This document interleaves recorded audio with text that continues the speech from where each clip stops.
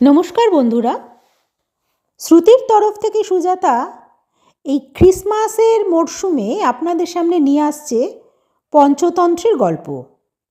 ক্রিসমাসে তো বাচ্চারা বেশ রঙিন হয়ে ওঠে, তো ভারতবর্ষেও সংস্কৃত ভাষায় এরকম বহু জিনিস লেখা হয়েছিল যা গল্পের ছলে নীতিশিক্ষা দিত।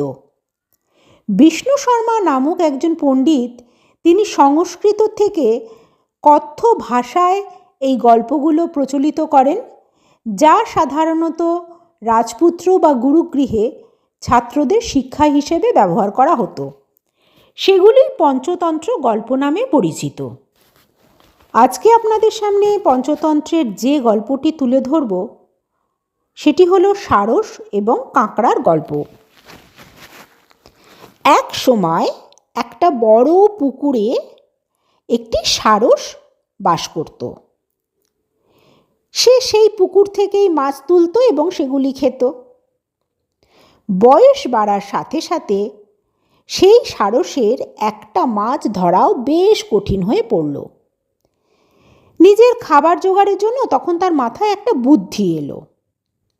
একদিন সে সেই পুকুরে যেসব মাছ, ব্যাঙ এবং কাঁকড়া থাকতো তাদেরকে ডেকে বলল যে কিছু লোক পুকুরটি ভরাট করে ফসল ফলানোর পরিকল্পনা করছে এবং সে কারণেই পুকুরে আর কোনো মাছ থাকবে না।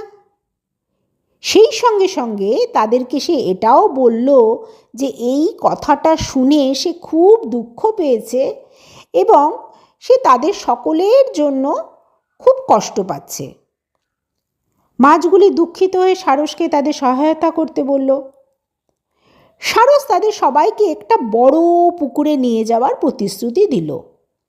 তবে সে তার সঙ্গে এটাও বলল যে আমার তো বয়স হয়েছে, আমি একসাথে তোমাদের কয়েকজনকেই নিয়ে যেতে পারি। সারসটি মাছগুলিকে একটি পাহাড়ে নিয়ে যেত, তাদের মেরে ফেলতো এবং খেয়ে ফেলত। যতবারই সে ক্ষুধার্ত হতো তখন সে তাদের কয়েকজনকে এইভাবে নিয়ে যেতে থাকলো। পুকুরে একটি কাঁকড়া থাকতো, সেও আরও বড় পুকুরে যেতে চাইল। সারস এবার একটু স্বাদ বদলের জন্য কাঁকড়াটিকে খাওয়ার কথা ভাবল এবং তাকে সাহায্য করতেও রাজি হলো। পথে কাঁকড়া সারসকে জিজ্ঞাসা করল, বড় পুকুরটি কোথায় গো? সারস হেসে পাহাড়টির দিকে ইশারা করল, যা মাছের হাড়ে ভরা ছিল।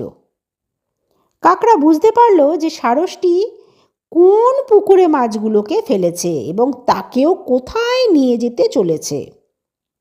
তাই সে তাড়াতাড়ি নিজেকে বাঁচানোর জন্য একটা ফন্দি আঁটল।